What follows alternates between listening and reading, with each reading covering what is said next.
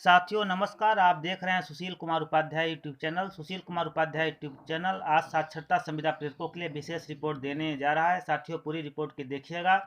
साक्षरता के लिए दूसरे चरण का जन अभियान शुरू करने की जरूरत, शिवशंकर। साथियों बड़ी खबर निकल के आ रही है मेदिनीनगर की तरफ से, जहां भारत ज्ञान विज्ञान समिति 1988 से शिक्षा और साक्षरता को जन आंदोलन बनाकर अभियान चलाती रही है। परिणाम स्वरूप करोड़ों निरक्षर साक्षर होकर अपने जीवन को सुगम बना चुके हैं। बीजीबीएस शिक्षा अधिकार कानून को लागू करने में भी अपनी भूमिका अदा करते हुए स्कूली शिक्षा को बेहतर बनाने का प्रयास कर रही है। इसके बाद भी स्कूली शिक्षा और साक्षरता का बजट घटना चिंता का विषय है। कोई भी देश तभी समृद्ध माना जाता है जहाँ की साक्षरता दर 100% हो, आम शिक्षित हो, शिक्षा के अनुसार उसे रोजगार मिल सके। उक्त बातें बीजीबीएस के राष्ट्रीय कार्यकारिणी सदस्य शिवशंकर प्रसाद ने कही है। वे आज पत्रकारों से बातचीत कर रहे थे।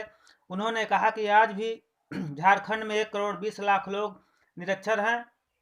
साक्षरता अभियान को सफल बनाने के लिए एक बार फिर से एर्नाकुलम मॉडल के आधार पर द्वितीय चरण का जन अभियान शुरू किए जाने की जरूरत है। लोक शिक्षा केंद्रों को सुदृढ़ बनाने की जरूरत है। साथ साथ प्रेरकों को स्थायी किया जाना चाहिए और प्रेरक नेतृत्व में पंचायत स्तर पर निरंतर उन्मूलन के लिए योजना बनाने की जरूरत है। उन्होंने बताया कि शिक्षा और साक्षरता को लेकर जिले के सभी पंचायतों में जन सांसद का आयोजित किया गया है। इस दौरान उठे सवालों को सीमित कर बीजीएस भी एक घोषणा पत्र तैयार किया है, जिसे सभी राजनीतिक दलों को सौंपते हैं उन्हें अपने पार्टी को घोषणा पत्र में शामिल करने का अनुरोध किया गया है। उन्होंने बताया कि सभी राजनीतिक दलों के प्रतिनिधियों का 11 सूत्री घोषणा पत्र सौंपा गया है, जिसमें शिक्षा को बेहतर बनाने, शिक्षा व्यवस्था को समृद्ध करने की बात कही गई है। मौके पर बीजीएस झारखंड के कार्यकारी अध्यक्ष रामानुग्रह सिंह, पलामू जिला के सचिव अनिल गिरी, सोनू कुमार, रवि, अनुज कुमार, विनय कुमार, प्रेम प्रकाश सहित तमाम लोग उपस्थित रहे। तो साथियों बड़ी खबर निकल के आ रही है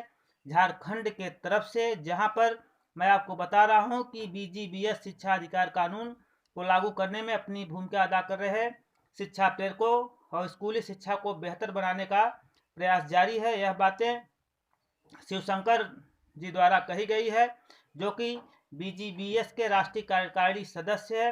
उन्होंने जोर देकर कहा कि साक्षरता अभियान को सफल बनाने के लिए एक बार से पुनः नए आंदोलन की जरूरत है।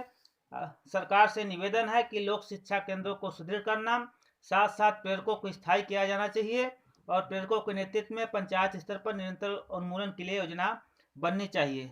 तो साथियों बड़ी खबर निकल के आ रही है झारखंड के तरफ से, जहां पर बीजीबीएस के राष्ट्रीय कार्यकारिणी सदस्य शिवशंकर प्रसाद ने एक स्पेशल घोषणा पत्र तैयार किया है, जहां पे पूरे राष्ट्रीय जितनी भी पार्टियां हैं सबको उससे अवगत करा रहे हैं और सबको दे रहे हैं कि देश में निरक्षरता को दूर करने के लिए 5.5 लाख शिक्षा प्रेरक कार्य कर रहे हैं।